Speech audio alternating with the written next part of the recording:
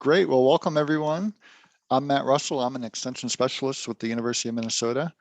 This is the Fridays with a Forester series, and today's topic is on family-friendly earth care. So welcome everyone. Today's speaker is Angela Gupta. She's a forestry extension professor and an educator. She's based down in the Rochester office with the University of Minnesota Extension. And she's going to be the speaker for today's session on family-friendly earth care. Many of you might know this session actually is rescheduled from last May. And so we do appreciate you all joining us here this morning. A little bit of details about our Zoom session here. We encourage you to use chat to ask questions. And so you can find that at the bottom of the Zoom screen. I know many of us are familiar with Zoom now, but we don't want to assume that everyone is. And so we encourage you to ask questions there in chat as you have them here as we go through the morning. We have approximately 1 hour, so we'll end at about 10 o'clock Central Time. If there's anything we can't answer, I'm sure Angie will be happy to follow up with you over email. And so we do encourage that, if we need to, we could do that. And then we are recording this, and you can see all of the recordings from this series at that short link there in the lower right, z.umn.edu/Fridays. And so we've been doing these, I think, every other week since February. So I think there's about 7 or 8 videos up on that link now if you wanted to go and watch back some of the sessions we've done earlier in the year. And so with that, Angie, I'll encourage you to go ahead and share your screen.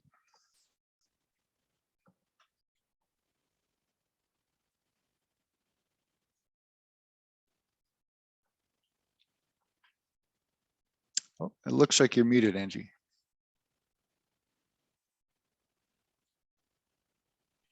All right, I'm hopeful that you're seeing my cover slide.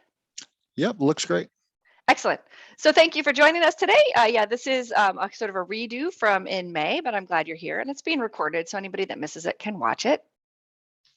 And so there we go. So this is a quick outline of the presentation. I'm going to talk a little bit about family and family dynamics, and then individual versus collective action, maybe how to think about those and how they matter, and then specific manageable actions that you can take as a family related to communication, eating, waste, that's reduce, reuse, recycle, transportation and energy, carbon footprints and offsets, and then earth care. And finally, I have some resources at the end, so you don't need to be grabbing links as we go. I'll drop them in at the end. All right, so I just want to say I've been on several unexpected journeys, and I've actually presented on several of them for extension, and so I find this this family-friendly earth care to be one of them. Women and forestry is another one that I get that I'm a female in forestry, and maybe that should have been obvious, but it wasn't. And then this one, I will just say right now, I hate parenting in the digital age. I hate the draw of video games. I hate the cell phones that are ubiquitous and constant, yet this is the space in which I find myself. So I share this because, I don't view myself to be like an eco warrior, but this is the climate in which we live. This is the planet on which we live. And so I find myself on these earth-friendly journeys. So family decisions are complicated. This is my family. When it kind of slipped out that I was doing this presentation for this first time, my husband said, "Why would they ask you to do that presentation? We aren't earth-friendly." Which made me want to kind of shake him and roll my eyes, but maybe was an indicator that we have normalized so many of these behaviors he doesn't even recognize them anymore, which is maybe the best response he could have had. I will say this is not my husband's passion. And so, it's not that we are always in alignment about these things, because it is not his passion, yet we still continue to do many of them. And then I don't know if that I do have that. So my oldest son, "Don't talk about us. You're so embarrassing." And I'm a little worried he's home for the summer and can hear me, so I may get a lecture later. So my point in all of this is, none of these things are necessarily easy, or there may be resistance, but that doesn't mean that they can't be managed. And so kind of along this line, weighing priorities and realities, I tried to do a word cloud of kind of, I wrote a paragraph of how I thought my family and I would both answer the question, like, what are our goals as a family? And as you can see Earth care doesn't actually show up in the list very often. So things like family and soccer and husband and health, these show up. I have 2 boys, so that term shows up, but you do find some things if you look more closely: foods, vegetables, environment, hiking. So they're there, climate, impacts, but it's not necessarily the things that jump off the page at you. And that doesn't mean that you can't make good positive impacts. I just want to say this isn't the central goal. And if it were, we would maybe make different impacts. So now I'm going to switch gears a little bit and talk about this truth individual versus individual versus collective action. And I want to be really clear that we can do things as individuals. We have the sphere of influence and the control to do that. And I think we should do those things. Yet, to be really frank, it will take collection of action for us to make a meaningful and large scale impact around these issues. And so we need to be doing both individual things and encouraging the collective. And so I shared this article from Scientific America. And this was 2001, and it was ExxonMobil's messages shifts blame of warming to consumers. And so my point in sharing this is, instead of taking action as a corporation that frankly likely would have had more meaningful impact at a broader scale, they shifted it to us, and it makes it much, much harder to have really big scale impacts. And so that's a real thing that has happened. And so then myself and other consumers maybe feel guilt about the choices we make, when really these issues are big, broad scale policy that should be made at a higher level. So we have to engage with those decision makers at a higher level. And for most of us, that's voting and elected officials. And I want to say, if you're curious about this, does it really matter? This Ologies podcast did a really great, it's like a 45-minute podcast, Is Your Carbon Footprint BS? How to Save the Planet Takes Over Ologies. And it really looked at this whole collective versus individual action in a deep dive. And so I strongly encourage you to go ahead and listen to that podcast if you're interested in more information. So now I'll talk about communication, because one of the ways we can individually help to make collective change, right, to push that up, is through our communication. And so on several of these charts, you're going to find this scaled arrow. So green is essentially good and red is not so good. And then it's a gradient. And so the more we can make earth-friendly practices normative, the more we can just do that across our platforms and spaces, the more that as a society we move to good practices as the norm. And so one way in which to do that is like public declarations. And so this is a picture of my house, but you'll see I have a pollinator-friendly bee yard sign from the University of Minnesota. So I'm trying to, in my little tiny, yard and landscape, normalize this native pollinator-friendly plants. Similarly, I have 2 boys, they're both teenagers now. We absolutely try to normalize activity, daily activity at our house. So there's our basketball hoop. This is a yard sign about a local school board issue. So I'm trying to normalize public engagement. And then we have our soccer goal in the front yard. And again, this is reflective of our preferred hobbies, but also of that normalizing activity. And I'll tell you, just on a recent walk, actually coming back from the woods where I do some invasive species removal, a new neighbor was like, "Oh, you're the house with the soccer goal in the front yard. I love the fact that your kids are outside all the time." And that's just an example of how people do notice, and it can empower others to do likewise. So these are examples of, kind of quiet public declarations. Accountability buddies, this is something you see a lot in like dieting and health activities, but this can also work when you talk about ecological care and earth-friendly care. And so, ideally my husband would be my eco buddy. That is not actually the case in my space, but that would be really ideal. I have, of course, other people that I look to and chat with and talk about these things with, that help me think about how to do this and kind of keep me on the straight and narrow. So, anytime you have somebody that can be your accountability buddy, that can make this path a little easier. I want to just point out that eco-anxiety is real. We're seeing more data come out about that with millennials and their behavior change as a result of anxiety about the future of the Earth's ecology. I certainly have eco-anxiety. You're going to hear a little bit more about that later, but just recognize that's a thing, and I think we should talk about it. I think on the things that are not helpful are passivity. So, not taking opportunities to do the earth friendly thing. Silence can, I think, be absolutely a negative, and inaction, doing nothing, is not a sustainable course for us right now. So now I'm going to switch to food, because we eat many times a day at my house, 2 teenage boys. And so in many ways, this is one of the largest actual impacts of the environment that my household has. And so, to be really clear, the most earth-friendly diet is a vegan diet, followed by vegetarian. Local, so local doesn't need to be plant-based, but that is also more earth-friendly. And then less earth-friendly are eating meat occasionally and eating meat regularly. And that is because meat is a very calorie and takes a lot of acres to produce calories of meat compared to acres and inputs of vegan and vegetarian diets. And so I've been a vegetarian since I was in high school, so that was a very long time ago. My husband was born and raised a Hindu in India. That is a vegetarian culture, although he is now a meat eater, right? But at our house, we eat very little meat. Meat is not a default setting for us. It is a special occasion. I also don't cook meat. Mostly I don't know how, but I have no interest. And so if my boys want to do that, then they have to learn that skill. I also really enjoy foraging to some degree and local production. So this picture here is garlic mustard pesto harvested from my local woodlot when I do garlic mustard removal this time of year. This is applesauce from a local orchard that I can pedal my bike to. And this is cranberry sauce, which turns out was from European high bush cranberry, which is not good. American cranberry is much better, high bush cranberry.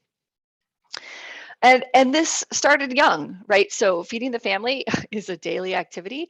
And we have really worked to normalize these behaviors within our household.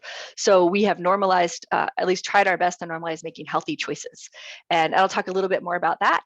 This picture on the right is my kids at their local learning garden at their local elementary school. And I was a volunteer leader, and then ultimately a volunteer leader of that learning garden for many years. And so, again, trying to normalize gardening, healthy eating, even at their elementary school.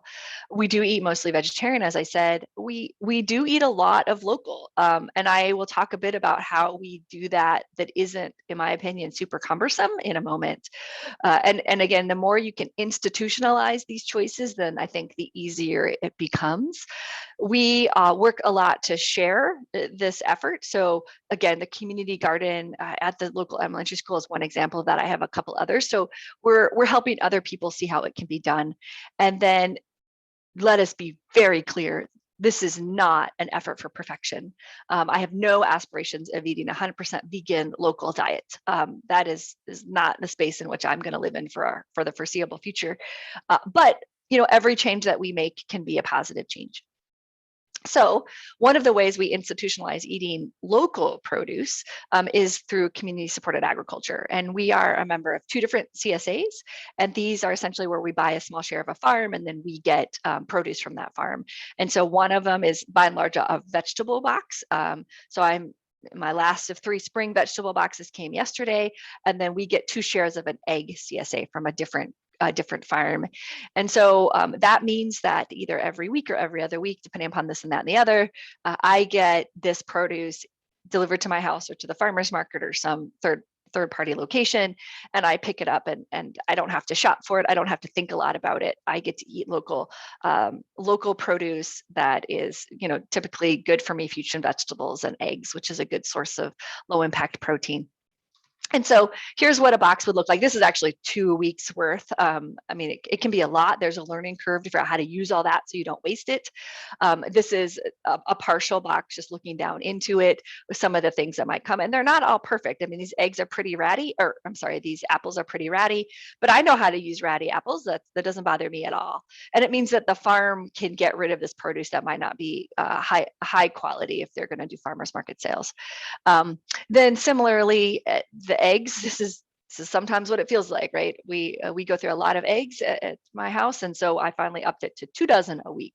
Now we have enough eggs for egg salad, but I really like that, getting a sustainable local source of produce or protein that comes into my house on a regular basis. Several years ago, I was asked on Facebook if I could share how I process all of this, because that is a learning curve. It took me a number of years. And so here you can see, I think I'm preparing a quiche. You can see quiche and fruit salad and some homemade bread is not an uncommon meal at my house. Similarly, we do smoothies of all shapes and sizes. Here's some homemade salad. And then we have, this is actually a cucumber cold soup, which I really like, and quiche again. But you get used to things. We also freeze a lot of produce at the end of every summer season. My deep freeze will typically be full of fruits and vegetables, essentially, almost no meat in it. And then this time of year, we will empty it. It will sit empty for a couple of months, and then it will get refilled in the fall. I like that system. And so, but I don't want to say you have to, just support community supported agriculture. There's local farmers markets. There's lots of ways you can do this. I love this little story. So there's a very small grove of apple trees planted in a public park, in a city park in Rochester. And I've asked, and indeed anyone can harvest those apples. So I've made it a practice every year to harvest those apples in the fall. And these are not treated. They're not tended apples. They're pretty rough. And then I make applesauce and apple chips, and I freeze them. And then this is another example of a sort of foraged meal. So we have fiddlehead ferns, and then this is a veggie sloppy joe. And this is, I like this story. So I had a new family moved to the neighborhood from India, and they went out and they were doing garlic mustard pulls with me. So we were moving garlic mustard from a local woodlot. And I said, this is edible. And I offered some recommendations on how she could cook it, like spinach, either raw or cooked. And she came back with this garlic mustard curry and sent it back as a return gift. And I really like that as an example of sort of normalizing not only environmental forestry care, but also sort of local food foraging, and the neighborliness of sharing food. And this is sort of circling back to those apples from the park I make into apple chips. And then I process those chips and bag them up, and then send bags to Parks and Rec leadership staff, Parks and Rec forestry staff, and the mayor, with just a little gentle note that these were harvested from Slatterly Park, and enjoy your apple chips. And I do it as also a little gentle reminder that our landscape can be more than pretty trees and pretty plants. It can produce things for us. But of course, I have a yard and I have a garden. We've seen the front yard. This is my little, it's not a very big garden in the back, but lots of things go in it. This is when we first moved to our house. Those strawberries are now big and huge and in blossom right now.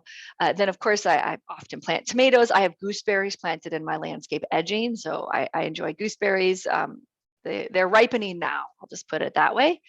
I had a wild grape that just kept growing in this one spot. I didn't really know what to do with it. I like wild grapes, but I just really didn't know what to do with it. And finally, I decided to do some reorganization in my yard, and I'm now fully embracing the grape. I'm actually hoping to get a trellis built for it.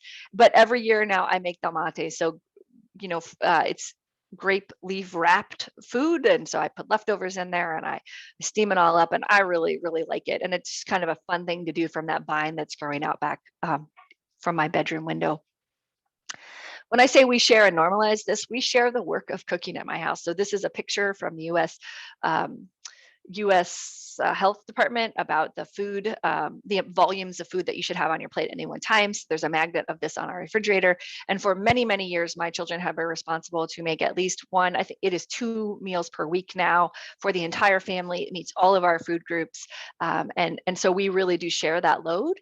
And so one of my sons really enjoys, for many years, we did like movie nights, and he would have thematic movie nights that would be dinners. And so I love some of his. I think they're very artistic. But here are some easy movie night dinners that we have done before. This looks like marshmallows. It's really apples that have been peeled, right? When you got the little hat of blueberries, super cute. I love this one. This was clearly a 4th of July theme. And he does actually have marshmallows here. Again, not striving for perfection. This is a cucumber. And this is one of my all-time favorite Mother's Day breakfasts in beds. So you can see they took the egg and they made a smiley face. They wrote love and raspberries, and I have some protein on my toast. And so, I don't know that any of this is perfect, but we have a good time with it and we share it, and we have absolutely normalized these types of behaviors. Don't beat yourself up. You're doing your best. So during the pandemic, we totally took part in the free food that was offered through the federal government for school-age children. And I will tell you, I would not necessarily purchase all of these things, but I was very curious about it, and we will eventually get through it. So, that's fine. And I was actually quite pleased. I mean, this is a lot of fruit and vegetables that went into my house through that system. I love it. I went to go take this picture of cookie process at my house, and lo and behold, a boy stuck his hand in to grab a cookie.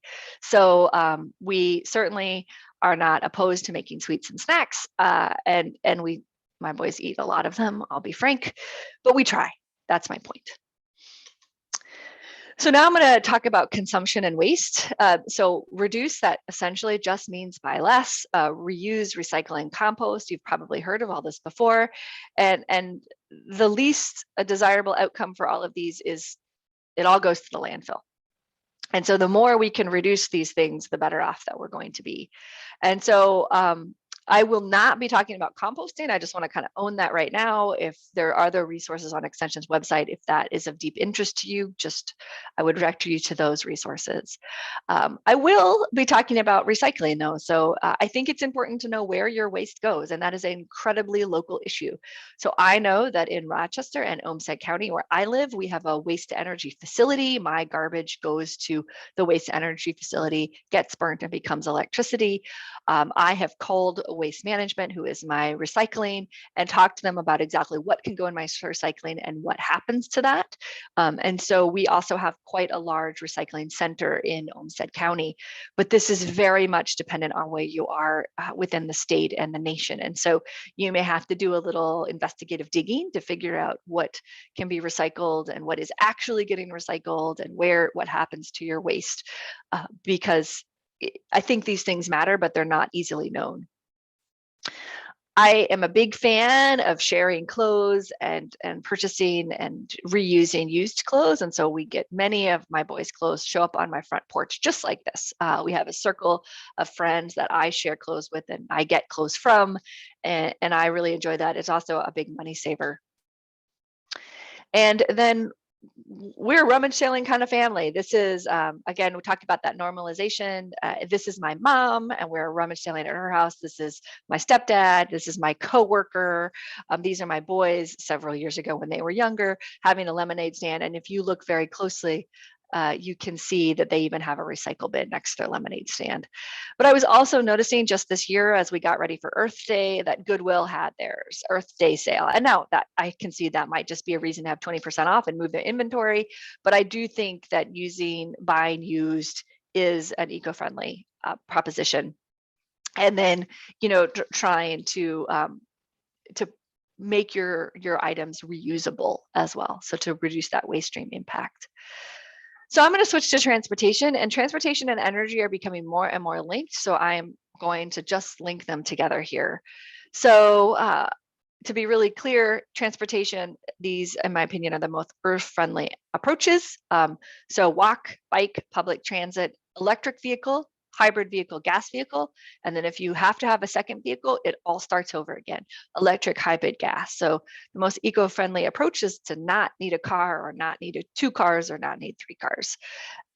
Similarly, this maybe we could debate about, but this is my best guess at the environmental friendliness of energy sources. So solar, wind, bioenergy, and this one, it's often considered carbon neutral, right? So it's not that you just, you take in carbon from trees and then you make energy from it, and then more trees grow, right? So it's a new carbon neutral proposition, sort of same conversation if you're talking about corn and ethanol.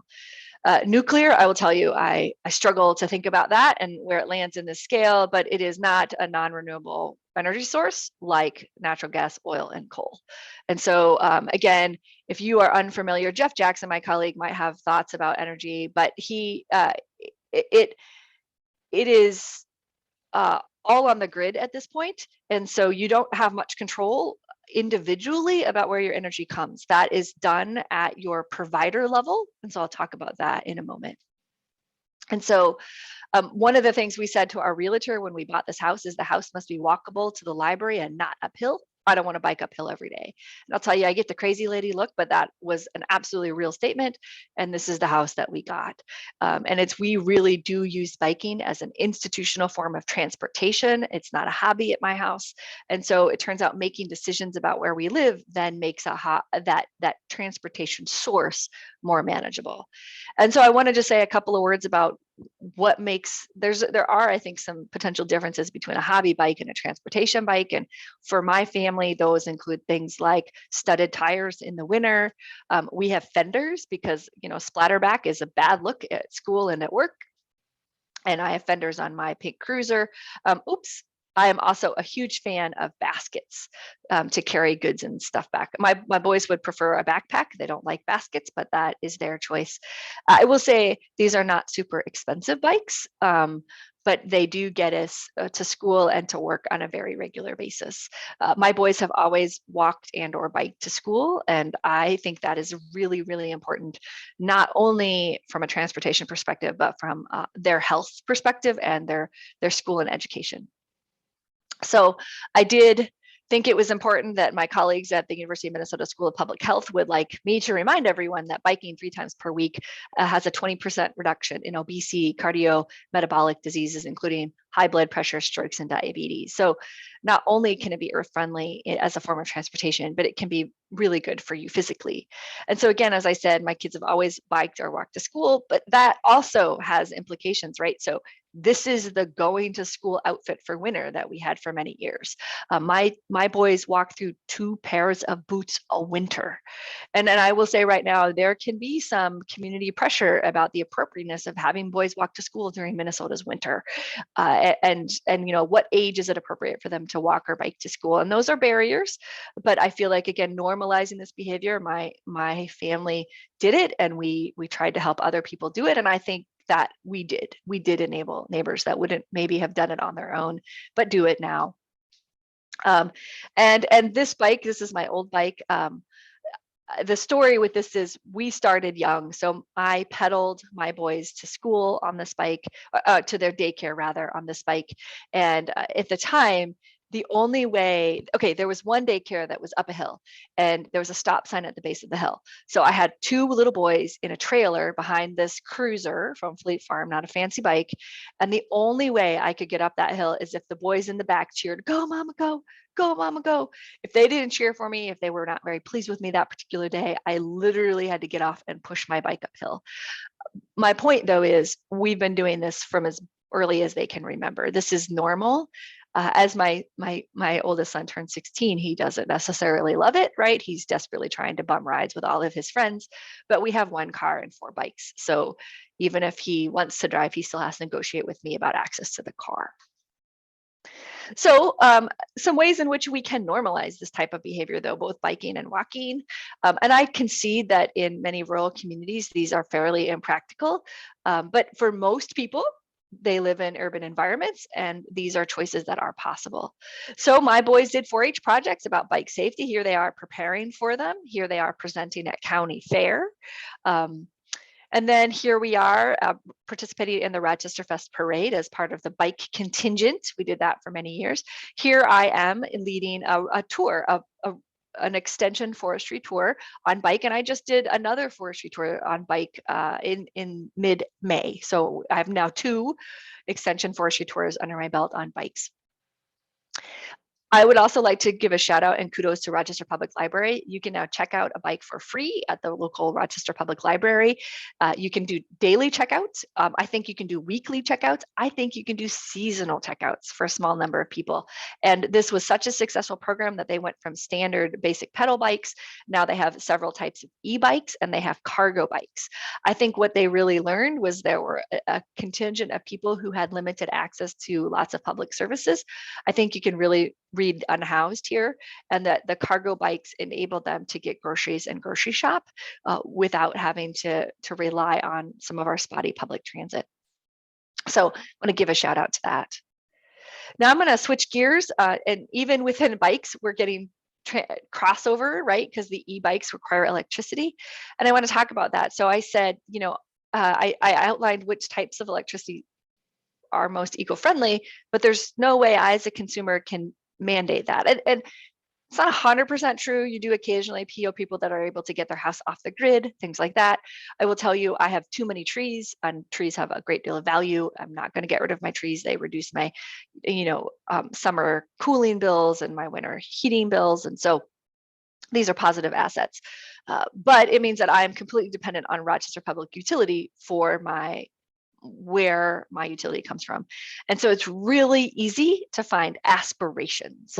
So Rochester-based power pledges to be 80% carbon free in 10 years. That was 2020, but I could find no detailed information about where they are in that pledge. So how much of my actual utility today is coming from renewable energy. So I want to just say that the point here is that we should really be engaged. So Rochester Public Utility, my utility, is a publicly owned utility. They have a board. I can engage with that board. I have an elected official who serves on the board. I can engage with my elected official.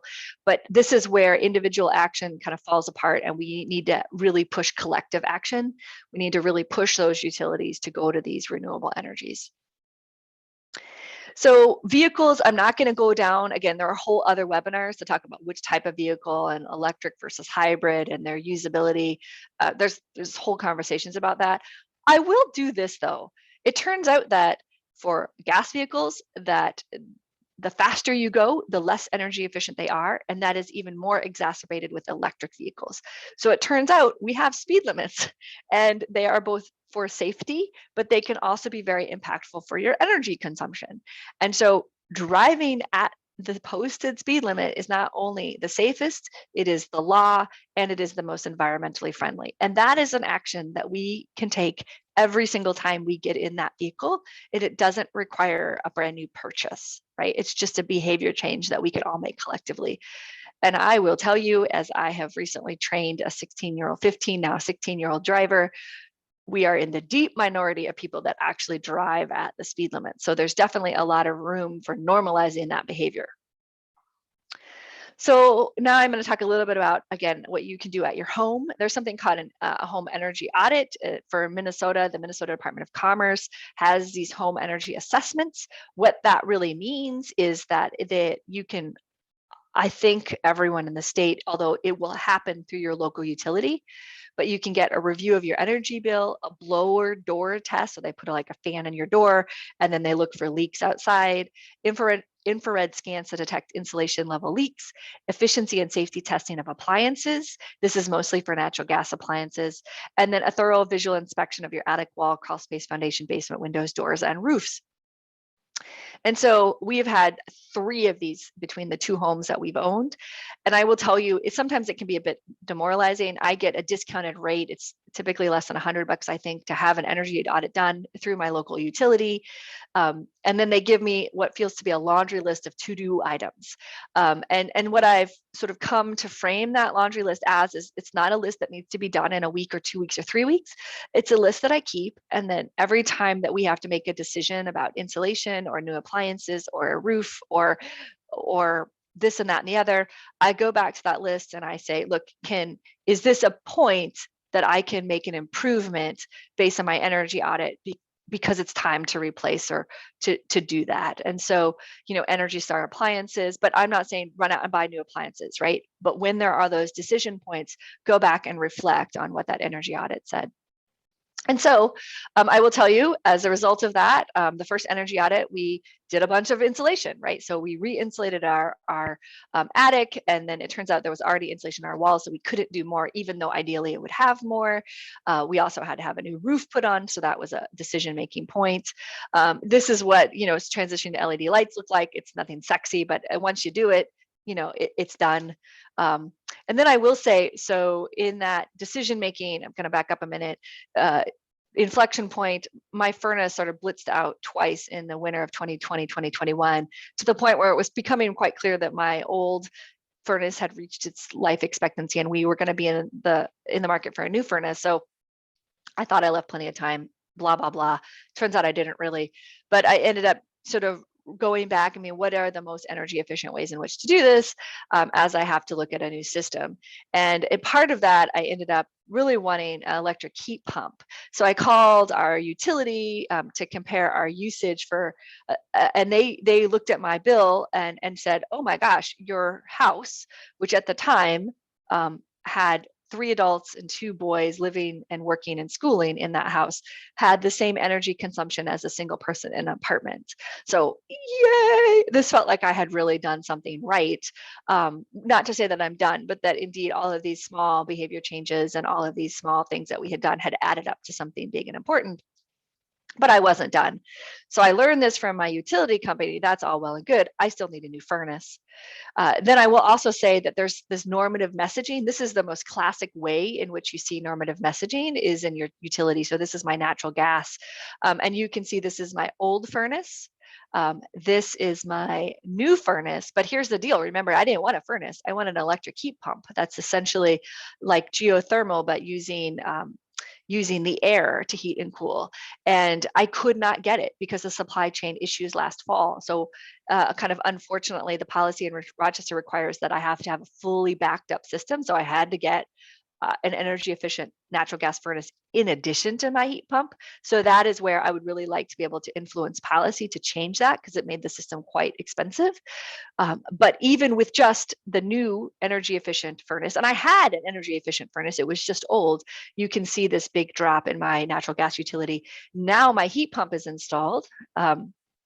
Oh, sorry, before I leave this. So you can see this is that normative messaging, right? So I'm not great yet. I hope I aspire to be next year with my heat pump, but I am good in my utilization. And that's just that normalizing this. So here is that heat pump that just got installed this spring. And so this should drastically use my natural gas, which means that I will almost be without natural gas in my house. We still have a natural gas water heater, and we have the natural gas backup furnace. And I think that's it. Everything else has been slowly converted to electric, which the reason to do that is the electric grid can more quickly and easily be converted to renewable energy, whereas natural gas by its very essence is always going to be a non-renewable energy. So here's my heat pump. I'm not going to go into heat pumps at all. Send me an email, ask a question at the end, but I will say that the idea here is this to significantly reduce my cooling air conditioning cost, and it will take me almost entirely off of natural gas in the winter through the heat pump heating system. The interesting quandary here is we didn't use our air conditioner. So one of those things that I had always done to both get my kids outside and to not use electricity when I didn't think we really had to was we by and large never use our air conditioning. And so the salespeople kept pitching me how great the heat pump will be for my AC cost. And I kept saying, we don't use our air conditioner. So, it doesn't actually help the environment if I use my heat pump to cool my house, because that is an increase in utilization, because I didn't cool my house before functionally. So whatever, I will tell you, my family is very delighted that we might be able to cool our house more. So we'll see. So I'm going to switch gears just a little bit and talk about this carbon footprint, sort of what does that all mean?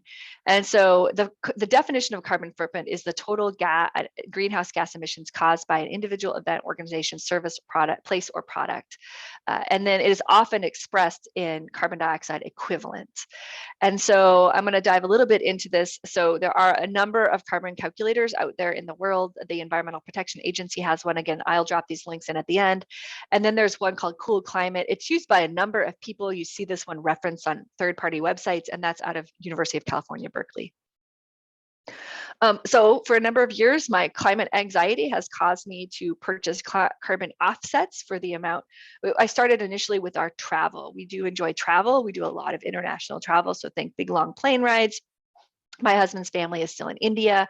And so for a number of years, I calculated our carbon offset and I purchased this. And so this is one way, kind of like a CSA, where I just do a monthly contribution. And you can see that the impact, this is the impact for me as a person for the calendar year was calculated to be 13.9 tons, and I was able to offset that. And so my monthly contribution is $22 per month or $264 per year. And then these are an example of some of the projects that they do. And I like this particular organization in part because they do projects all around the world, and climate change will impact the whole world. So not necessarily limited to here.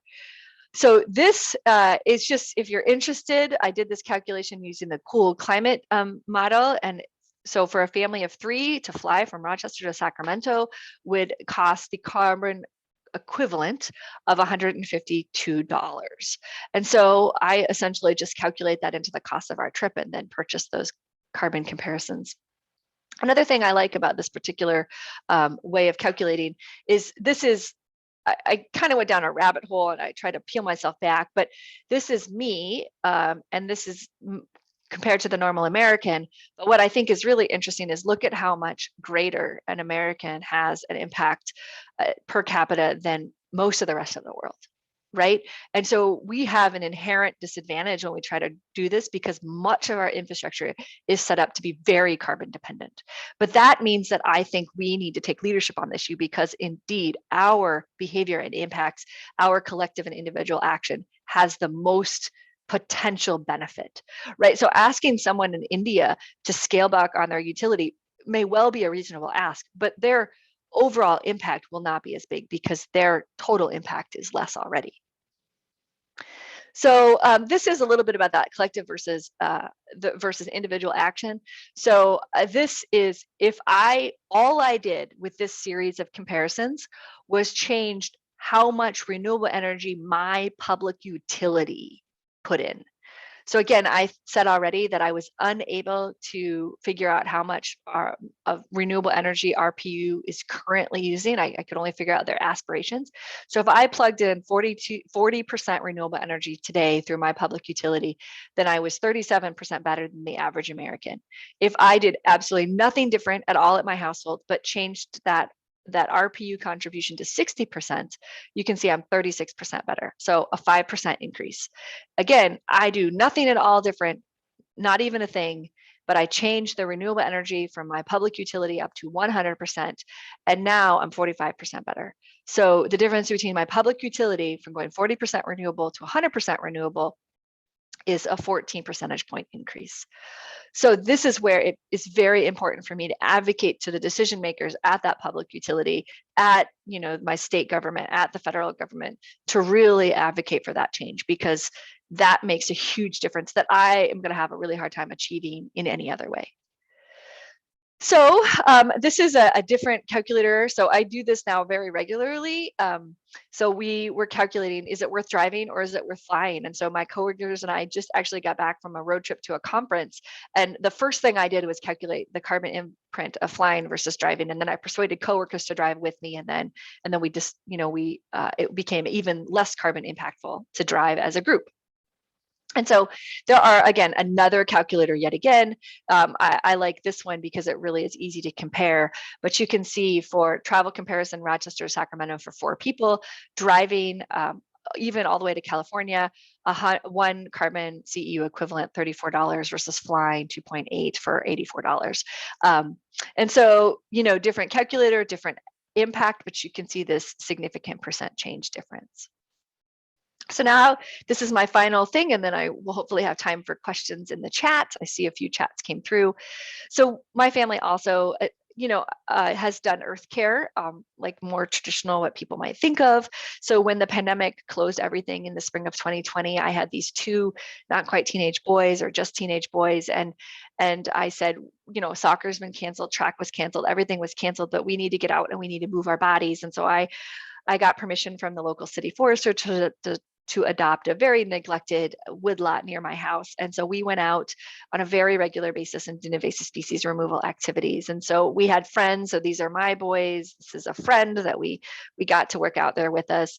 We also started a practice of doing forest bathing. So for us, that means we walk up this hill to a local park. We sit for 5 minutes under a tree, not talking to our neighbor, and then we walk back down. And so I did that again this morning, pull a little dam track on my way back. And we kept this up. We planted trees, and a year later, and this picture is actually better now. I just haven't updated it. This is when we started. This is the hackberry tree. This is my son in 2020. You can see there's honeysuckle, buckthorn, garlic, mustard, all kinds of things. A year later, the buckthorn honeysuckle is gone, and you can see the bluebells have really come back. So, it's a lot of work, but I really enjoyed it. My family did it as a way of activity and getting outside. We know that there are a lot of benefits to working in nature. Just being out in nature has a lot of psychological and physical benefits. And so if you can do that while also caring for it, I think it's just good for everything. So with that, I will circle back to this.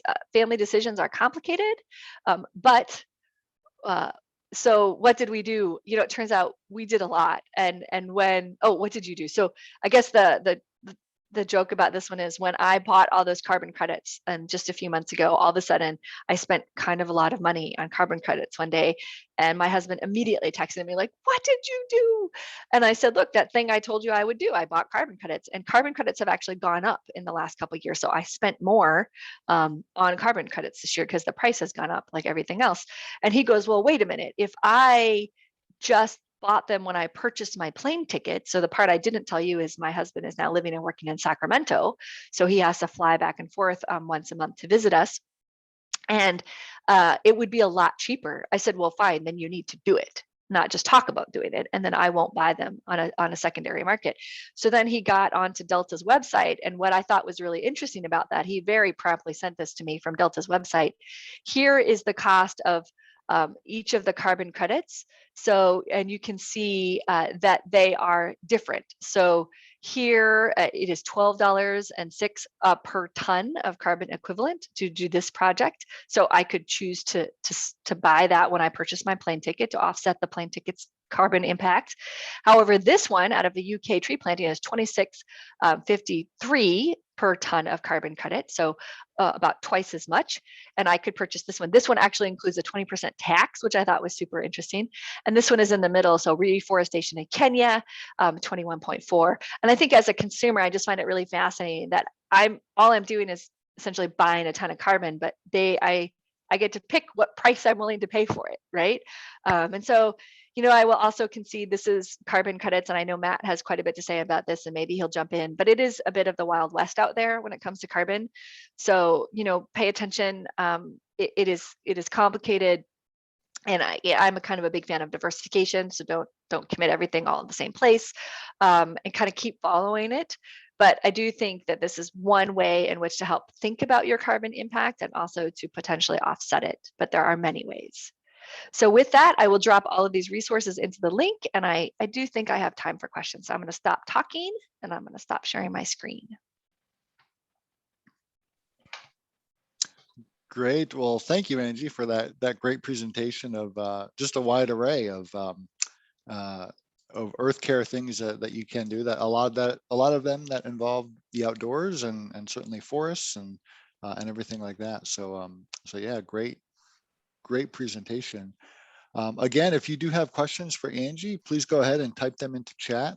I see Angie just typed a bunch of resources that she mentioned there into chat as well. I guess to start, Jeff had asked, and a few people provided some comments, but about the home energy audit. And Jeff had asked that, has anyone done one? Brandon said, no, but I'm looking into it. Jenny says, definitely, yes, I'd recommend it. So I don't know, Angie, if you wanted to add anything else on home energy audits and your process and going through that.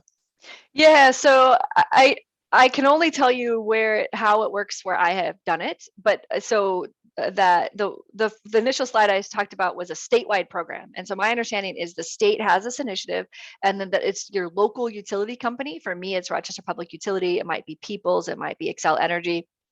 That those institutions have to then essentially join that state initiative. And then once those two things happen, you would get an energy audit through your local utility, likely at a discount because of the state initiative. But as a consumer, you need to talk or look at your local energy company and supplier website to look at how you might get an energy audit. I've never lived in a community that didn't have them. And I do think they're great. It is a laundry list. It can feel a bit overwhelming. The way they do it is they tell you all the things that sort of need to be done, and then they give you a priority list about their payback period, right? And so, some of them really it makes good sense to do right away. So just do that thing and kind of suck it up. And others, you're going to really decide if it's worth it or not. And that's okay. Those are just now you have better information to make that decision. And it's very specific to your house, which is, of course, what you really need.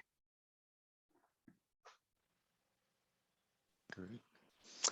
So Jeff asks if any Excel Energy customers signed up for WindSource.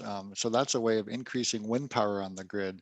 So that's interesting. Yeah, and I think you made a great comment, Angie, about the benefit of the electricity is that you can switch those sources pretty easily, whereas other sources you can't. So sounds like Excel Energy has a program for that. So that's good to hear, Jeff. And I see another question, but I'll jump in to say that. So in Rochester, we had a program many years ago about I could essentially pay a premium for solar, and they built a big solar array. So I signed up for the premium. Again, my husband was like, "Why are we doing that? Whatever," but we did. And they were trying to assess whether people would really pay a premium, and so we did. And then it turns out that enough people, I think, paid that premium that they installed it. They actually got rid of the premium and they just incorporated that into the base price, and they increased our total solar portfolio. So it's one of those things that by initially contributing, we were able to help establish that indeed that was an acceptable norm that then the utility made decisions about. Okay, sorry, Matt. You were doing a great job of reading the questions. No, well, just following up on that, Jenny wrote, yes, they are on WindSource. So easy, just a couple of clicks and only about $8 a month. So yeah, that's great to hear. Jenny's other question, we've been planting lots of trees on our somewhat empty Plymouth lot. Plymouth, I think, maybe kind of the West Metro in Twin Cities, with the thought that they'll bring it back to its original forest. Are trees or pollinator plants more important to focus on? Yeah, it's a super great question. And I would say both. And so the reason I say that is there was a really great presentation, which maybe was recorded. Was it even ours last year for the Fridays with the Forester about the benefits of trees for pollinators? Okay, Matt's saying yes. So Yeah, that one, I think I know they had an SF, the Sustainable Forest Education Cooperative recently did within the last month, I think, a webinar. I think they called it Forest for the Bees was the name of that one. So yeah, I can maybe find that here before the end of our session. awesome. So it turns out that in that I learned a lot in that presentation in that the forest trees are actually incredibly beneficial to pollinators. And so, we have spent a lot of time, I think, as a culture, really targeting those small pollinator friendly plants. And they're great. Don't get me wrong, right? But it turns out that our trees have many pollinator benefits, and not all trees. I mean, there are wind pollinated trees. Not all trees require insects to pollinate. But my point is, do them both, and they're not mutually exclusive in my experience and opinion. And so, if I were you, Jenny, I would absolutely be planting lots of trees. I have been. And then planting, I'm a big fan of natives in the understory. And so just a big diversity of natives. I will tell you a whole different presentation, but I discovered I had jumping worms about 4 years ago now. And I have been slowly converting my yard to natives, including new trees and new understory herbaceous plants. And some are considered all pollinator friendly, and some are, not bee pollination, but they, like I was noticing wild ginger today, both in my yard and my garden. And that isn't an ant pollinated species, but it is a native, lovely edible. And so I will wholly embrace it. And great. And then Matt was able to find that Forest for the Bees recording. Spectacular. Well, again, we have a few more minutes. If you do have a question, please type it into chat there. But otherwise, Angie, I know you're a reader of books, and I'm wondering if there are any books or other resources that you might recommend for families and kind of thinking about this. I have one that I'll put in the chat that's on my reading list, and I think my brother needs to read it too, because that scene with you shared in your presentation with your boys in front of, I don't know if they were playing a video game or not on their phones and those kinds of things. So, just getting kids in the outdoors and ways to do that. So any book suggestions for that or anything related to what you talked about today? Yeah, so this is maybe not 100% related to the subject area, but I have really come to enjoy Doug Talamay's books. And so his are really about native plants. But he talks also kind of like I did about his yard and his family and how it kind of all weaves together. And so Doug Talamay, I'm going to write his name in the chat, and he is with the University of Delaware. And he has several books now about this. There's one about oaks, and there's several about anyway, just native plants. And he's an entomologist by training and trade, but I have really enjoyed him. And then I am going to drop in a Z link. This is not a book and it's not a resource exactly, but I like it, and I think it might. I hope it's motivational for others, really. So there's a long chat. I'm gonna let. I gotta find this link. I'm super close. Here we go. So this is a Z link to a story map about the work that the boys and I have done in the woods. And I actually need to update it for this spring of 2022, but it's got a couple of years of stuff in it, which I hope is fun for people. All right, there's a very long note. Yeah, I can go through that one from Loretta, and she encouraged, really liked the work at the Plummer House, which is such great work you and your family are doing. She says, thanks for the exposure to all these ideas, normative messages, CSAs and Rochester bike programs are some of my takeaways. Carbon credits are new to me. I agree with becoming totally electric, but it's hard and expensive. And then she asks or comments, I believe RPU, I guess that's Rochester Public Utility. Yep. They're now providing 5% of Rochester homes with solar energy, and they plan to be 100% by 2030. So yeah, you all are doing great work down there in Rochester. Yeah, and thanks for that comment, just generally, Loretta, because I agree with like kind of all the things that you said, and I feel like part of my message is we just got to keep going down the path, right? Like it's converting to electric is expensive and it can be hard, and we have not done it. I have a fully gas car, right? Because when we purchased that car 6 years ago, there wasn't a good hybrid option that could fit me and my kids in my carpool. And we like road trips, but we have only the one. And I am anxiously waiting for an electric car that can tow a small trailer that we can use for everything. So I only have to have one car, but it's not there yet, right? The infrastructure is not there, in my opinion, to really, be able to go across the Great Plains on a road trip in a fully electric vehicle with my family. But every little bit that we can do to move that dial, I think is what we should be doing.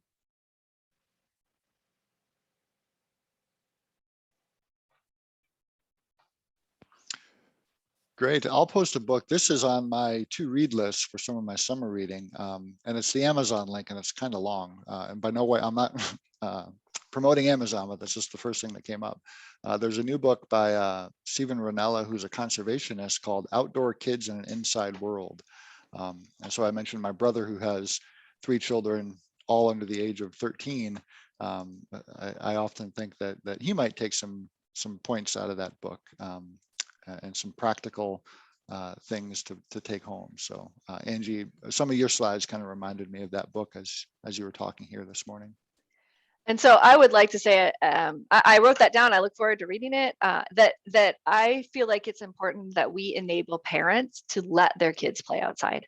There are some, I think, really serious pressures for parents to constantly supervise their kids, constantly make sure that they're safe, to the point where it becomes really hard as parents to enable our kids to be outside, to really even in the front yard, right, playing basketball. And so the more we can enable parents to feel like they can do that as a culture and society, we got to get these kids back outside, right? So that's my kudos to supporting parents out there. Great. Well, we'll do a last call for questions. Well, I'm not seeing anyone, so I will just quickly share my screen just to close things out here today.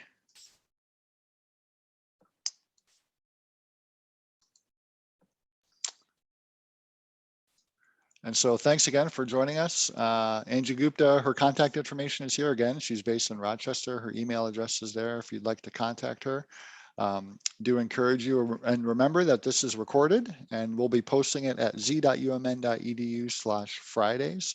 And that's where all of our sessions have been recorded and are there here that we've done this spring. So I encourage you to have a look at that. And this is the last session as a part of this series. And so believe it or not, we've been going since February, every other week. So again, I think there's eight recordings up there. So I know the team is thinking of offering these again. We've done these throughout the pandemic, and we think that this Friday morning time seems to work well for folks. So we are looking forward to thinking about these in the future. There will be an evaluation, so when you close out of Zoom, that evaluation will appear in your browser. It's anonymous, and again, please share any comments about today's webinar and anything you'd like to see in the future. That's always where we get a lot of value, is when you provide comments about things you'd like to see as well. And just really wanted to thank you for your time this morning. Thanks again to Angie for the great presentation, and we'll go ahead and sign off. So thanks, everyone.